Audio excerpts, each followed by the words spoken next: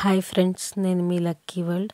ఈరోజు ఎంతో రుచికరమైన వెజిటేబుల్ రైస్ అయితే చేయబోతున్నానండి. ఇంట్లో మిగిలిపోయిన అన్నంతో ఈ వెజిటేబుల్ రైస్ అయితే చేయబోతున్నాను. ఈజీగా క్విక్గా అయిపోతుంది. మీరు కూడా ట్రై చేయండి. చాలా అంటే చాలా సింపుల్. ప్రాసెస్లోకి వెళ్ళిపోతే ముందుగా పొయ్యి వెలిగించుకొని బాండీ అయితే పెట్టుకోవాలి. బాండీలో కొన్ని కరివేపాకు ఆకులు వేసి అవి వేగిన తర్వాత అందులో సన్నగా తరిగిన మిర్చి అయితే వేసుకోవాలి. మిర్చి కూడా బాగా వేగిన తర్వాత సన్నగా తరిగిన ఉల్లిపాయలు అయితే వేసుకోవాలండి. ఉల్లిపాయలు ఒక 5 నిమిషాల పాటు వేయించుకోవాలి. ఈలోపు మనం అన్ని రకాల వెజిటేబుల్స్ని అయితే కట్ చేసుకుందాము. క్యారెట్, క్యాప్సికము, టమాటో, క్యాబేజీ, ఇలా ఎన్ని రకాల వెజిటేబుల్స్ ఉంటే అన్ని రకాలు కట్ చేసుకొని ఆ ఉల్లిపాయల్లో అయితే వేసుకోవాలి. వేసుకున్న తర్వాత ఒక 10 నిమిషాల పాటు హై ఫ్లేమ్లో వాటిని అనేది బాగా వేపుకోవాలండి. టమాటోలో ఉన్న వాటర్ అయితే వస్తుంది బయటికి, ఏం పర్లేదు.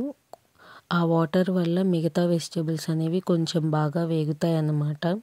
ఈ ప్రాసెస్ మొత్తం హైలో ఉంచే చేసుకోండి, ఎందుకంటే ఈజీగా క్విక్గా అయిపోతుంది. టైం టేకింగ్ ప్రాసెస్ కాకుండా ఈజీగా అయిపోతుంది అన్నమాట. చూసారు కదా, ఆయిల్ అనేది బాగా పైకి తేలుతుంది. మీకు ఆయిల్ తక్కువైనట్టుంటే కొంచెం ఆయిల్ అనేది యాడ్ చేసుకోండి. నాకు ఇక్కడ ఆయిల్ అయితే సరిపోయిందనమాట.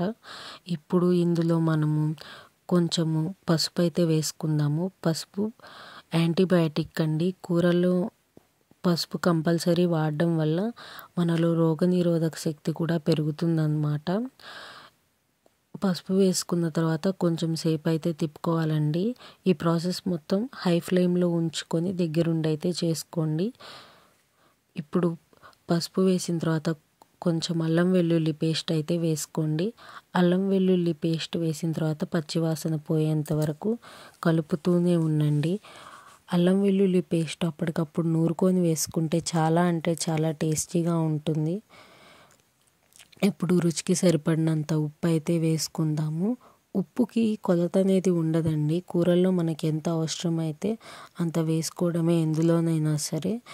ఉప్పు తర్వాత గరం మసాలా అయితే వేసుకుందాము.